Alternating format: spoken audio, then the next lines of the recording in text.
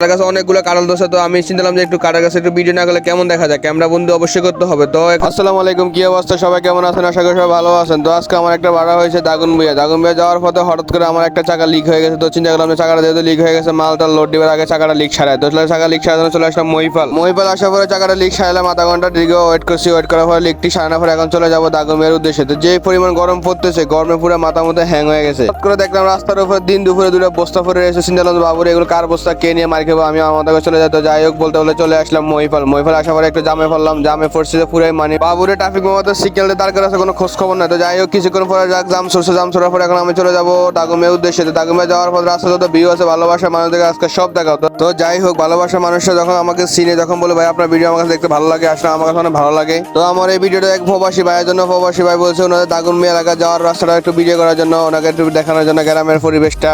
তো যাই হোক, কথার ফাঁকে চলে আসলাম মাতুমি এখানে আসার পরে ফ্যাক্টরি কল দিয়ে বলছি যে আমি ফ্যাক্টরিতে আসছি, আপনি ফ্যাক্টরিতে কল দেন। ফ্যাক্টরিতে কল দেওয়ার পরে অনেকক্ষণ এখানে দাঁড়িয়ে রয়েছি, গেট খুলতেছে না। অনেকক্ষণ ওয়েট করার পরে এক আপা এসে গেটটা খুললো। গেটটা খোলার পরে আমি গাড়িটা শাহ করে ঢুকে দিয়েছি ফ্যাক্টরির ভিতরে। ঢুকে একটু রাউন্ড দিলাম, মাঠটা অনেক বড় দেখতে, আমার কাছে অনেক ভালো লাগলো। তো যাই হোক, এখানে গাড়িটা পার্কিং করার পরে এখানে গাড়িতে মালগুলো উঠবো, মালগুলো ওঠার জন্য আমি ওয়েট করতেছি লেবারের জন্য। তো যাই হোক, অনেকক্ষণ আমি একটু ঘুরে দেখতেছি মাঠটা কি অবস্থা, আর এবং কি জায়গাটা অনেক সুন্দর আছে, আমার কাছে থেকে ভালো লাগতো। যাই হোক, কিছুক্ষণ পর লোক আসছে, আসার পরে আমার গাড়িতে মালগুলো উঠে দিচ্ছে এখন। তো আমি আর কি করবো, আমার চোখে যেটা সুন্দর লাগে, যেটা ভালো লাগে, আমি ওটাকে ক্যামেরা বন্দি করতে। হঠাৎ করে দেখলাম যে মাঠে একটা কাঁঠাল গাছে অনেকগুলো কাঁঠাল ধরছে। তো আমি চিন্তালাম যে একটু কাঁঠাল গাছে একটু ভিডিও না করলে কেমন দেখা যায়, ক্যামেরা বন্দি অবশ্যই করতে হবে। তো এখানে যে গরম পড়তেছে, গরমে পুরো অবস্থা খারাপ। তো আমি কাঁঠাল গাছে না সেটা শ্যামাদার রয়েছে, এখানে আমার গাড়িতে মালগুলো লোড হয়ে গেছে মোটামুটি। যাই হোক, আমাকে একটা মেমো ধরে দিয়েছে, তো মেমোটা নিয়ে আমি এখন গাড়িতে উঠবো। গাড়িতে ওঠার পরে গাড়িটা এক্সট্রা দিলাম, এক্সট্রা দেওয়ার পরে গাড়িটা এসিটা অন করে দিয়ে কাকুরে গেলাম, গেটটা খোলা দেওয়ার পরে এখন আমি চলে আসলাম মেইন রোডে। তো মেইন রোডে আসার পরে এখানে আমি ইউটার্ন নিবো, ইউটার্ন নেওয়ার পরে সোজা চলে যাবো লাল ফুলের উদ্দেশ্যে। তো যাই হোক, কথা বলতে চলে আসলাম ফাঁসগাছিয়া